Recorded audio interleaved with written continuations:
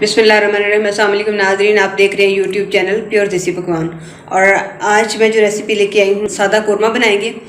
तो बकरे का गोश्त है तकरीबन 1.5 kg, और इसके साथ सब्ज़ मिर्चें, टमाटर है और कटा हुआ प्याज है। ये तकरीबन 1 पाव से थोड़ा सा ज़्यादा होगा प्याज।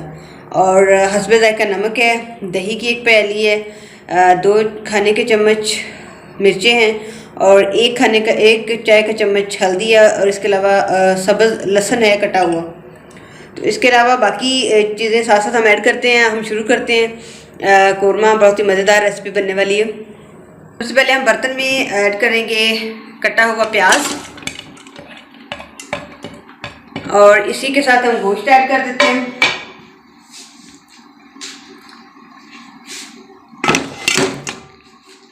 और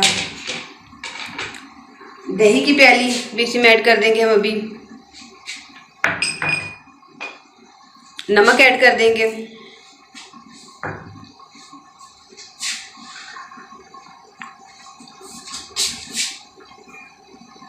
थोड़ा सा हम लहसुन इसमें ऐड कर देंगे। तो इसके साथ हम 1 गिलास पानी ऐड करके इसे पकने के लिए रख देते हैं। जब तक ये गोश्त गल जाएगा, फिर हम बाद में इसकी बुनाई करेंगे। 1 गिलास पानी हमने ऐड कर लिया इसमें, और इसको हम हल्की आंच पे ऑन कर देते हैं चूल्हे को, और हल्की आंच पे इसे रख देते हैं। मैं इसके ऊपर इसका ढक्कन दे देती हूँ।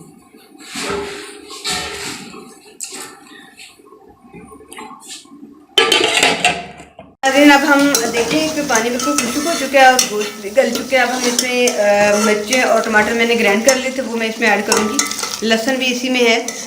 तो इसको हम अब इसकी थोड़ी सी देर तक बुनाई करेंगे। मिर्ची वगैरह सभी हम डालेंगे बुनाई करके। अब इसमें हम मिर्चें डालते हैं और हल्दी भी साथ में, और कुकिंग ऑयल भी हम इसमें ऐड कर देते हैं।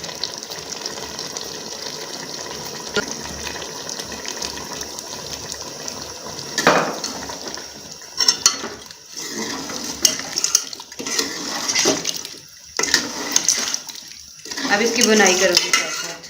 चूल्हा थोड़ा सा आंच को मीडियम और लो के दरमियान में रखें।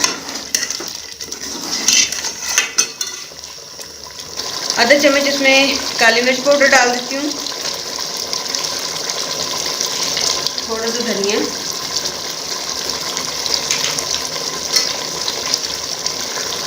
और थोड़ा सा लहसुन की जो सब्ज़ लहसुन था वो काट के रखा था वो ऐड किए। और इसमें ये 2 कतले नींबू के कटे हुए कतले डालूंगी मैं।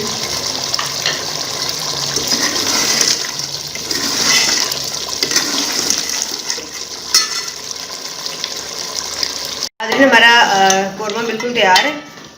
मैंने इसे ज़्यादा थिक नहीं किया। अगर आप चाहें तो इसे और थिक कर सकते हैं, लेकिन मैं इसे ऐसे ही इस्तेमाल करूँगी। अब हम इसे डिश आउट कर लेते हैं।